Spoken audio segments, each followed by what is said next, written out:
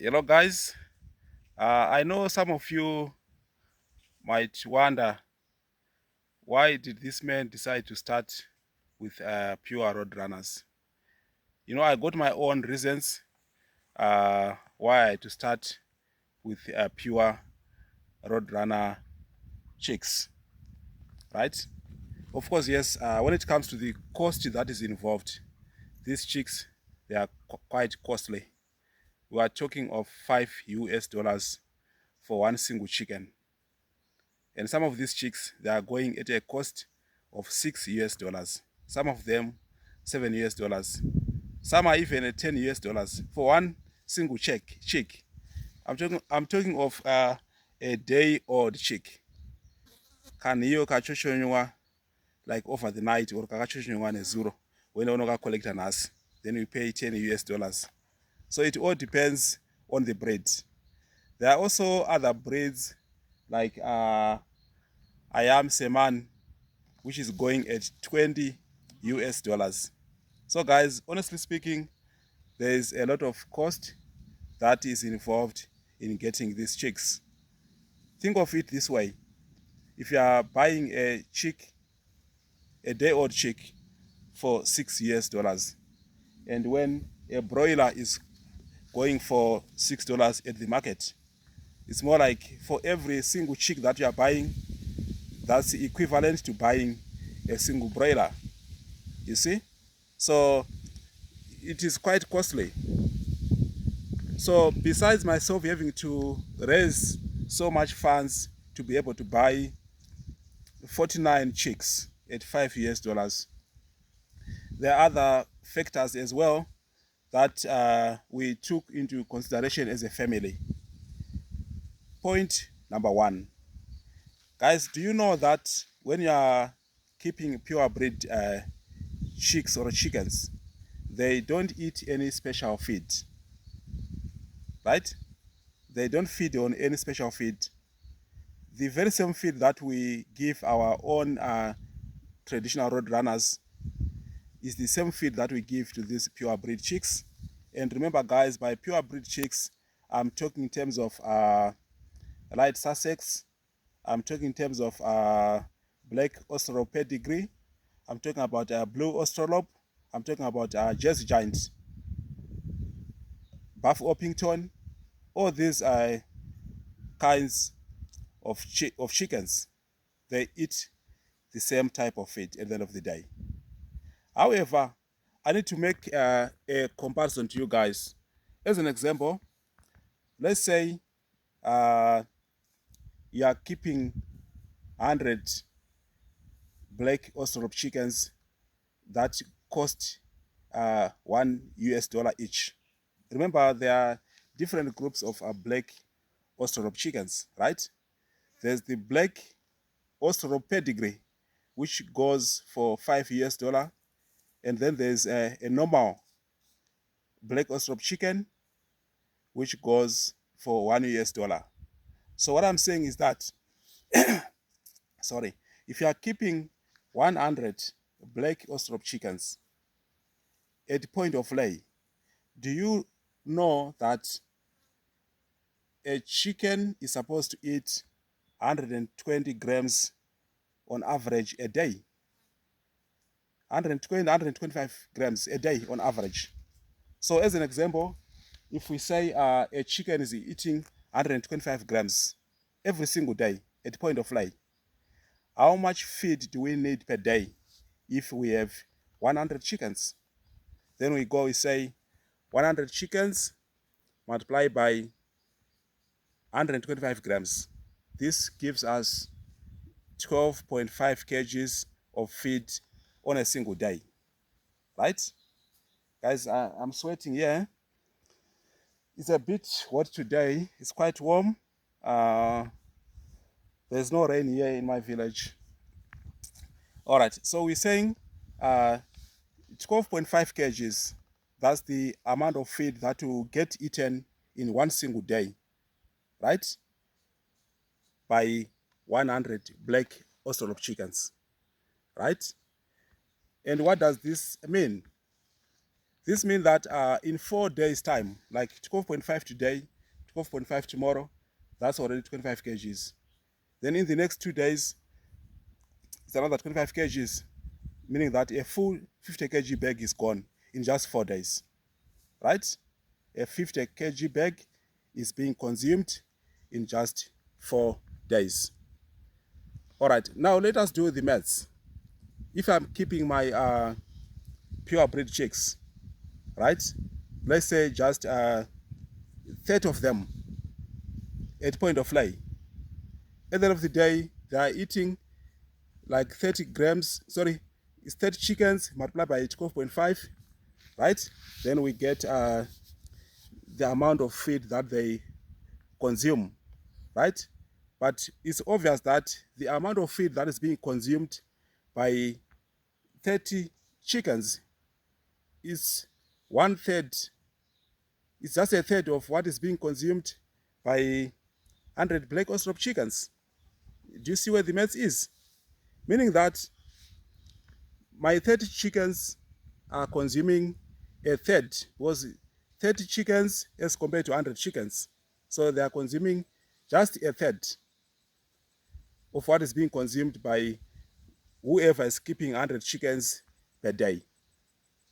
However, when it comes now to the profit side of it, you'll find out that out of those 20 chicks, so out of those 30 chickens, let's say 20 of them, they can manage to give me eggs every day. Guys, remember, there's a certain number of hours in which an egg can be created inside the body of a chicken. So normally you cannot expect to get an egg every day because there are a number of hours.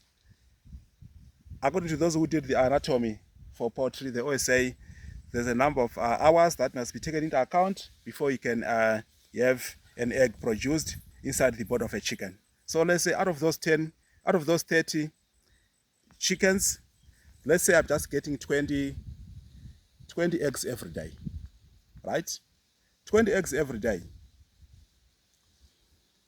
Then we need to calculate like the hatching rate. Remember, not all of those 20 eggs will give us chicks. Maybe 15 can give us chicks, right? So if we get 15 chicks out of the 20 eggs, and if each chick is going at a cost of $5, so it's 15 multiplied by 5. We are using $5 because that's the small amount of money that you can pay for a single day-old purebred chick, right? A day-old purebred chick, $5. So we're saying $5 multiplied by 15 that you've managed to hatch out of those 20 eggs. So roughly that's 15 by 5, that's $75 as an income that can be expected on a daily basis. Of course, we need to factor into account that there's a 21-day period whereby we collect 20 eggs today, we put them in the incubator, then we wait for 21 days. But remember, we pick eggs today, we put them in the incubator, we pick eggs as well tomorrow, we put them in the incubator, so it becomes a continuous cycle, right? But the fact remains that if 15 eggs are being hatched on a single day, 15 multiplied by 5, that's $75. So that's the income that can be guaranteed. Of course, yes, I'm not yet taking into account the HR cost per crate, which is roughly about $7. I'm not taking into account yet the feed. And remember, we are talking in terms of 20 eggs being laid on a single day from those 30 hens. But remember, it is quite possible to pick, say, 24 eggs on another day. Instead of having just 15 chickens being hatched out of those 20 eggs, it can also happen that we can have 18 chicks being hatched, you see? So on average, we can have $75 on a daily basis. That's the income, right? From how many purebred chickens in total? From just the 30 chickens. And how much are you saving on medication, and how much are you saving on feed? That's a lot. That's a lot. I wish I could have done a calculation of saying 125 grams multiplied by 30 chickens. What do we get? Like if you say 100 grams multiplied by 30, that's okay. Let's just say a third of 50 kg, right? Get consumed in 4 days, just like what we said with black ostrich, those 100 chicks, those 100 chickens, right? So a third gets consumed in 4 days. Guys, remember we are saying you are keeping 30 purebred chicks, or you are keeping 30 purebred chickens, right? So they are consuming a third of feed as compared to what is being consumed by a black ostrich, right? So what does this mean? This means that in 4 days' time, if 100 chickens are consuming a 50 kg bag, right, your 30 chickens would have consumed a third of that. So what is a third of 50 kg, right? It's something like 16 kgs. 16 by 3, that's 48, right? So it's about 16 kgs in 4 days for those 30 chickens, right? So 4 days, 16 kgs. 4 days, 16 kgs. 4 days, 16 kgs. For you to finish the whole 50 kg bag, how many days do you need? You need 4. That's 12 days, which is nearly closer to half a month. Of course, you might need to add some more feed for, we're talking about 12 days, right? 4, 8, 12, 13, 14, 15. You might need to add some more feed for 3 days, but it's almost closer to half a month, closer to 15 days for you to finish that single 50 kg bag. Meaning that if you can have those 50 kgs by 2 in a full month, 250 kg bags, then you can also get like a 25 kg bag. I'm sure that should be good enough for you to get covered in terms of the feed, right? So can you see that when it comes to the cost of the feed itself, you'll be saving so much? Point number 1. Point number 2, you'll be earning so much on the side of the cost of those chicks that are being hatched on a daily basis, given the 21-day period. If you are to compare now with someone who is doing black ostrich chickens, every 4 days, a 50 kg bag is gone on those 100 chickens, right? Then what about the income side? The income side, let's say out of all those 100 chickens, let's say 8 of them can give us eggs, right? Then let's calculate the hatch rate. Let's say the hatch rate can be maybe 70%, right? 70% of 80 eggs that have been managed to be laid, right? Mazaya akandirwa 80 tochaga 70% ya 80, that's 70% of 80. 80 times 70 divided by 100. 56 divided by 100, that's 56, right? So we're looking at 56 chicks.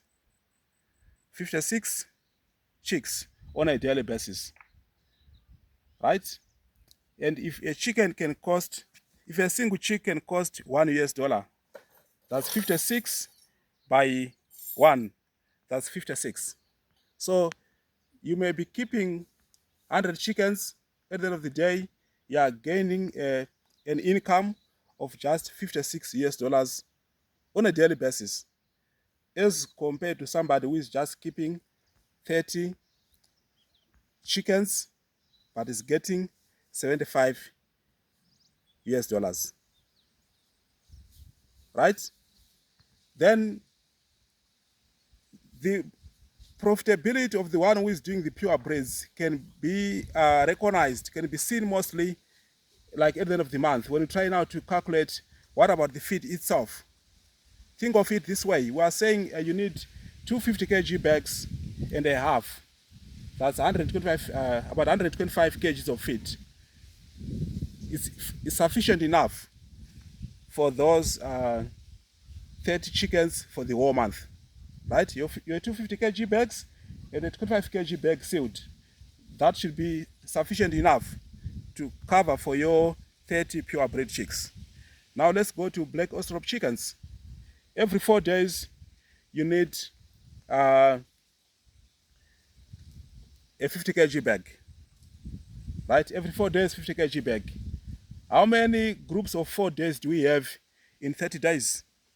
Or like this month in February, how many groups of 4 do we have in 20 days?